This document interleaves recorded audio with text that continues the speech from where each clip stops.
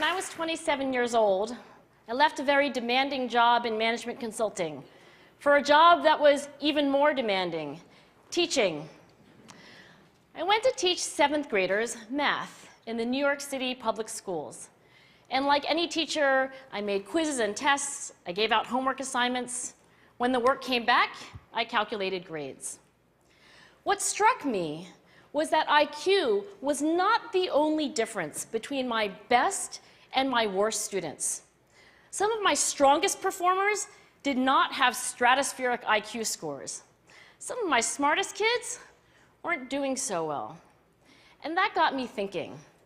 The kinds of things you need to learn in 7th grade math, sure, they're hard. Ratios, decimals, the area of a parallelogram.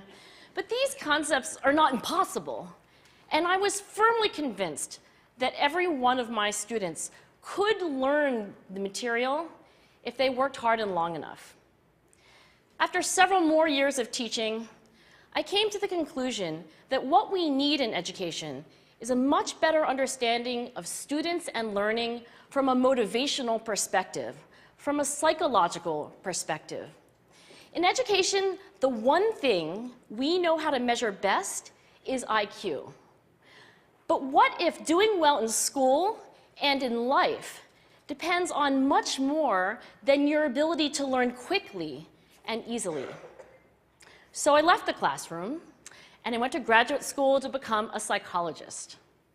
I started studying kids and adults in all kinds of super challenging settings.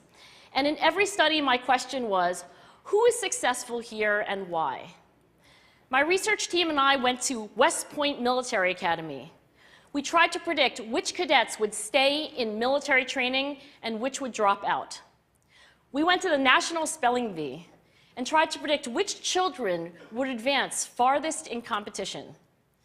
We studied rookie teachers working in really tough neighborhoods, asking which teachers are still going to be here in teaching by the end of the school year. And of those, who will be the most effective at improving learning outcomes for their students? We partnered with private companies asking which of these salespeople is going to keep their jobs and who's going to earn the most money. In all those very different contexts, one characteristic emerged as a significant predictor of success. And it wasn't social intelligence, it wasn't good looks, physical health, and it wasn't IQ. It was grit. Grit is passion and perseverance for very long-term goals. Grit is having stamina. Grit is sticking with your future, day in, day out, not just for the week, not just for the month, but for years, and working really hard to make that future a reality. Grit is living life like it's a marathon, not a sprint. A few years ago, I started studying grit in the Chicago public schools. I asked thousands of high school juniors to take grit questionnaires, and then waited around more than a year to see who would graduate. Turns out that grittier kids were significantly more likely to graduate, even when I matched them on every characteristic I could measure, things like family income, standardized achievement test scores, even how safe kids felt when they were at school. So it's not just at West Point or the National Spelling Bee that grit matters, it's also in school, especially for kids at risk for dropping out. To me, the most shocking thing about grit is how little we know, how little science knows about building it. Every day, parents and teachers ask me, how do I build grit in kids? What do I do to teach kids a solid work ethic? How do I keep them motivated for the long run? The honest answer is, I don't know. What I do know is that talent doesn't make you gritty. Our data show very clearly that there are many talented individuals who simply do not follow through on their commitments. In fact, in our data, grit is usually unrelated or even inversely related to measures of talent. So far, the best idea I've heard about building grit in kids is something called growth mindset. This is an idea developed at Stanford University by Carol Dweck, and it is the belief that the ability to learn is not fixed, that it can change with your effort.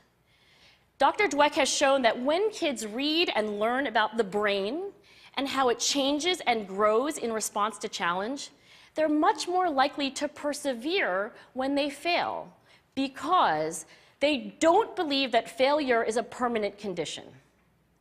So growth mindset is a great idea for building grit, but we need more. And that's where I'm going to end my remarks, because that's where we are. That's the work that stands before us. We need to take our best ideas, our strongest intuitions, and we need to test them.